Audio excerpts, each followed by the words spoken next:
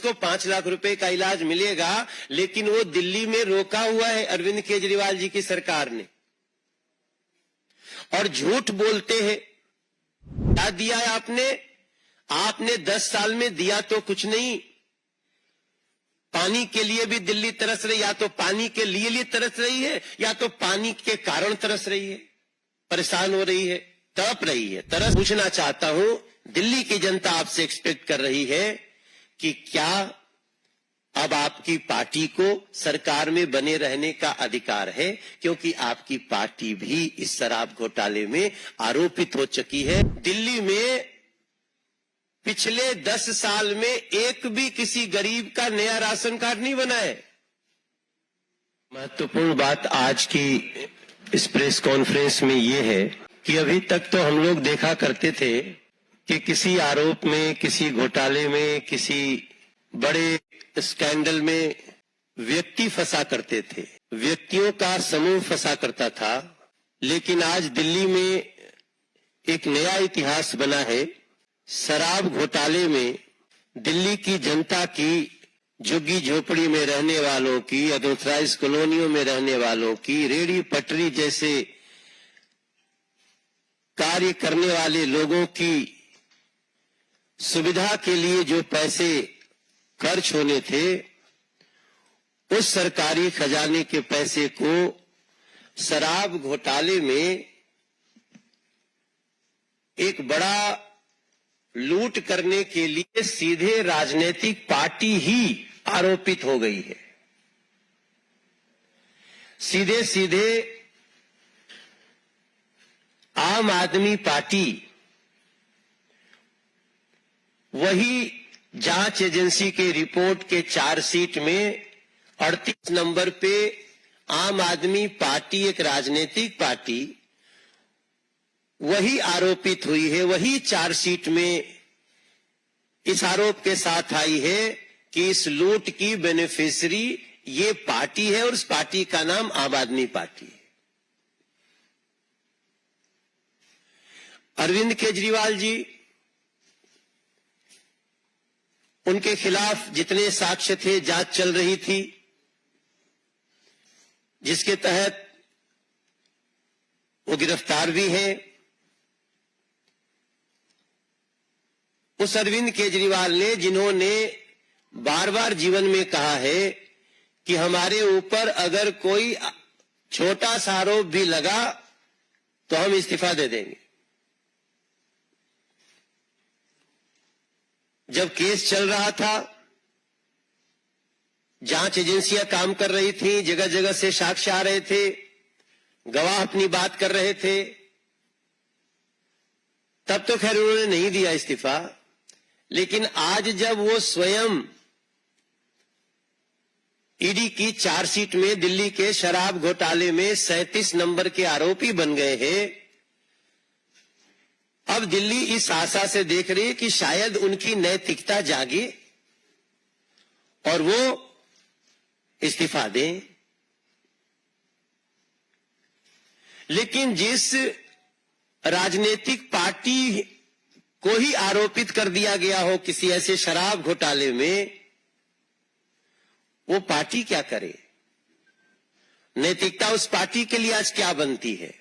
ये सबसे बड़ा सवाल है, और ये सवाल देश के हर राजनीतिक पंडित के मन में भी होना चाहिए, होगा भी, दिल्ली की जनता के मन में भी है। और हम सब सांसद के रूप में, दिल्ली के सांसद जहां जा रहे हैं, दिल्ली की जनता यही कह रही है कि इनके खिलाफ कार्रवाई होनी चाहिए। अब सवाल यह भी उठता है कि एक राजनीतिक पार्टी, आम आदमी पार्टी, जो आई ही थी करप्शन के खिलाफ एक्शन करने के लिए, उसके जितनी नैतिक बातें, जितनी कागजी बातें, जितनी मैनिफेस्टो की बातें आप अगर आज अध्ययन करते हैं, तो हमें लगता है इस देश में कोई दूसरी पार्टी इतनी नैतिकता की बात करते हुए तो नहीं आई थी जितना आम आदमी पार्टी। मेरा मानना है कि आज इस सवाल का भी जवाब पूछना चाहती है दिल्ली की जनता कि अरविंद केजरीवाल, आपने इस शराब घोटाले के एक बहुत ही महत्वपूर्ण आरोपी विजय नैयर को, उनके संबंध में आपने कहा ये मुझे नहीं, ये आतिशी जी और सौरभ भारद्वाज जी, उनको रिपोर्ट करता था। तो आज दिल्ली की जनता एक सवाल करना चाहती है कि आप मुख्यमंत्री थे, विजय नैयर अगर एक सरकारी बंगले में रहता था तो बंगला किसने इसको दिया था? वो जिस बंगले में रहते थे उसकी अलॉटमेंट कैसे हुई थी, इसका जवाब तो एक चिट्ठी लिख करके जेल से दे देना चाहिए। ऐसे में आज मैं दिल्ली की जनता से भी ये प्रार्थना करूंगा, मुझे भी दिल्ली में सांसद के रूप में कार्य करते हुए मैं 11वें वर्ष में प्रवेश कर गया हूं। तीसरी बार दिल्ली ने हमको सांसद बना के खड़ा किया, और जब हम गली में जा रहे हैं तो मैं आज ये भी बताना चाहूंगा कि दिल्ली की जनता को क्या क्या झेलना पड़ रहा है। आपको जानकर के दुख होगा कि दिल्ली में 2018 के बाद जो 60 साल का हो रहा है, अब उसका बुजुर्ग पेंशन नहीं मिलता है। दिल्ली में पिछले 10 साल में एक भी किसी गरीब का नया राशन कार्ड नहीं बना है, जबकि लगभग 1,72,000 लोग out of 72 lakh total ration card धारी 72 लाख हैं, इसमें 1,72,000 लोग अभी संसार में नहीं है स्वाभाविक रूप से। उसके बाद भी एक गरीब का राशन कार्ड नहीं बना। और हम जब भी कहीं बैठते हैं जन सुनवाई करने, जब भी हम कहीं बैठते हैं लोगों के बीच में, तो उस उपस्थिति का 30% लोग राशन कार्ड के लिए गरीब चिल्ला रहे होते। आप सबको ये दिल्ली के जनता को जानकारी में रहे कि जो 5 लाख रुपए का फ्री ऑफ कॉस्ट इलाज पूरे देश में 55 करोड़ लोग उसमें इनरोल्ड हैं, जिसमें लगभग 70 से 74 लाख तक की आबादी दिल्ली की है।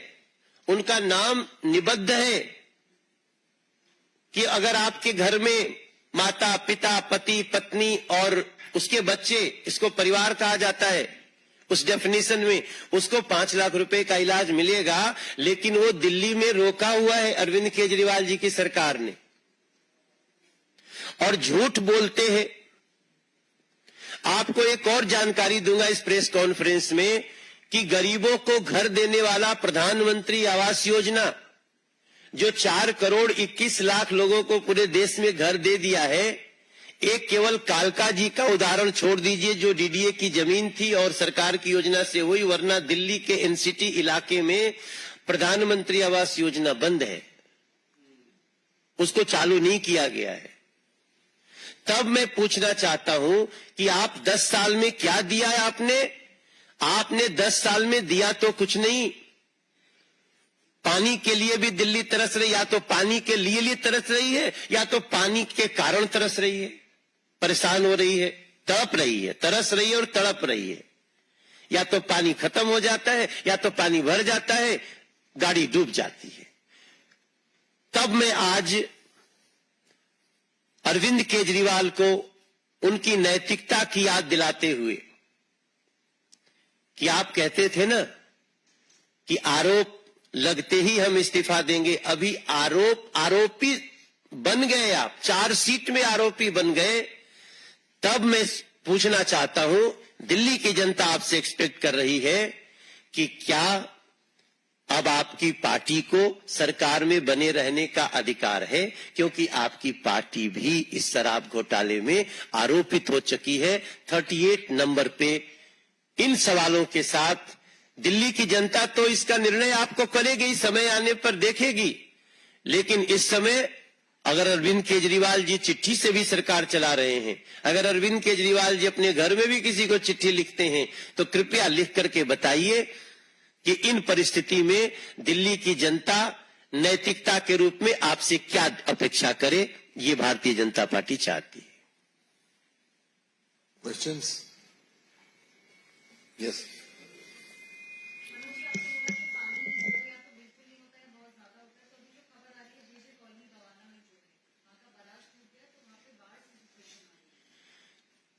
मुनेक नहर आती है जिससे पानी दिया जाता है,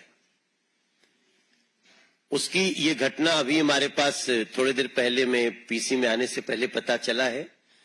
तो देखिए, जब किसी भी चीज की मरम्मत नहीं होगी, जब किसी चीज का केयर नहीं होगा, तो इसी तरह का समाचार हमको मिलता है।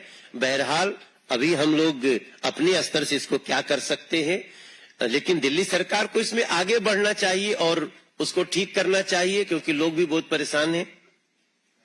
हम इसमें जितना सहयोग कर सकते हैं केंद्र से पूरी करने के लिए आगे बढ़ेंगे।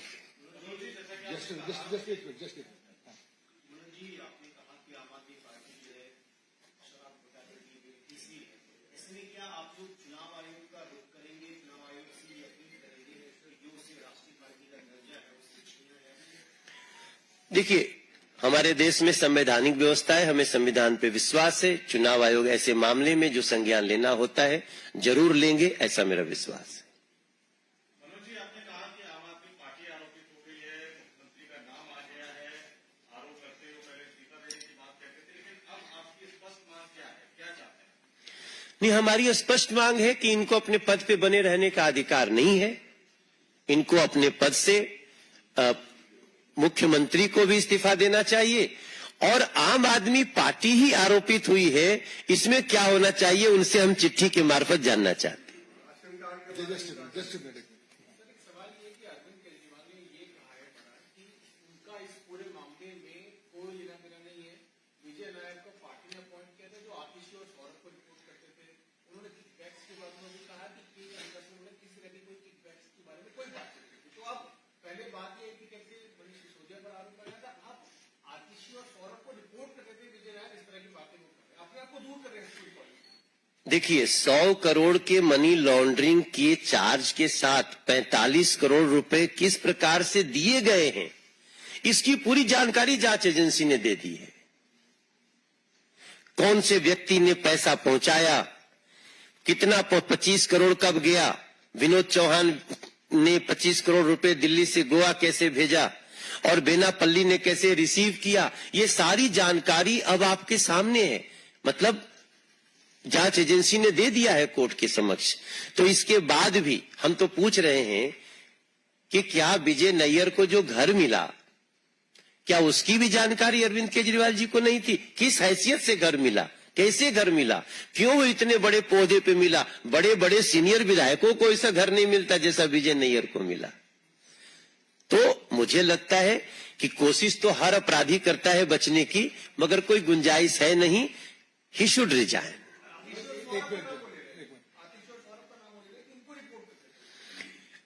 ये झूठ बोल रहे हैं, वो इसलिए झूठ बोल रहे हैं, तभी तो मैं पूछ रहा हूं कि तो क्या विजय नैयर को घर देने की भी जानकारी उनको नहीं थी? वो कैबिनेट स्तर का जो घर है वो उसको दिया हुआ है। उसके बाद भी अरविंद केजरीवाल जी, आप इसको असत्य करने की जो कोशिश कर रहे हैं उसमें पकड़े जा रहे हैं। अब आपको दिल्ली की जनता पहचान चुकी है, आपसे अपेक्षा है कि आप इस्तीफा दें। वो तो कह रहे हैं इस्तीफा तो हम नहीं देंगे, सरकार ऐसी चलती रहेगी, 4 महीने हो गए, आगे और चल जाएगी डेढ़ साल।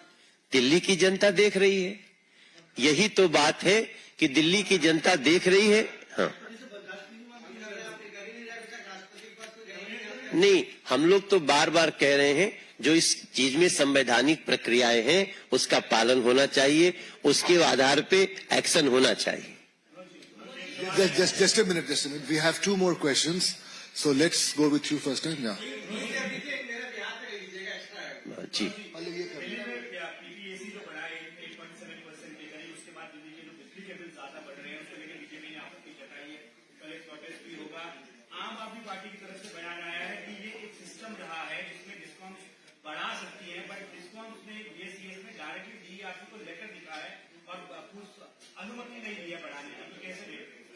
उस पे हमारे प्रदेश अध्यक्ष ने, दिल्ली के प्रदेश अध्यक्ष ने पूरी जानकारी दी है।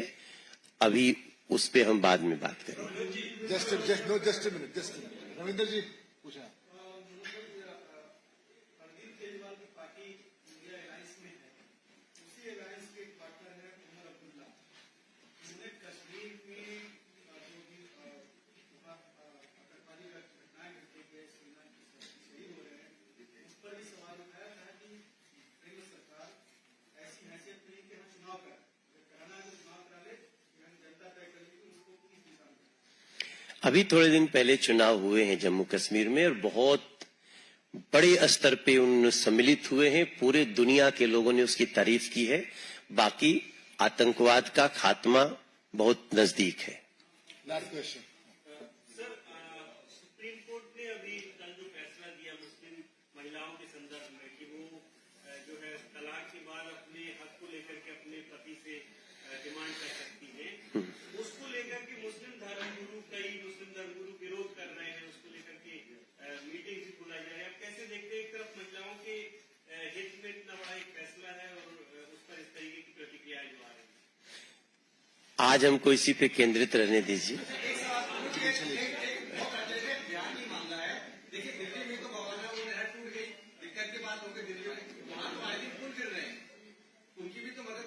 नहीं, केंद्र से जो भी मदद मांगेगा पूरी तरह दिया जाएगा. बट पहली बार एक राजनीतिक पार्टी ही आरोपित हो गई.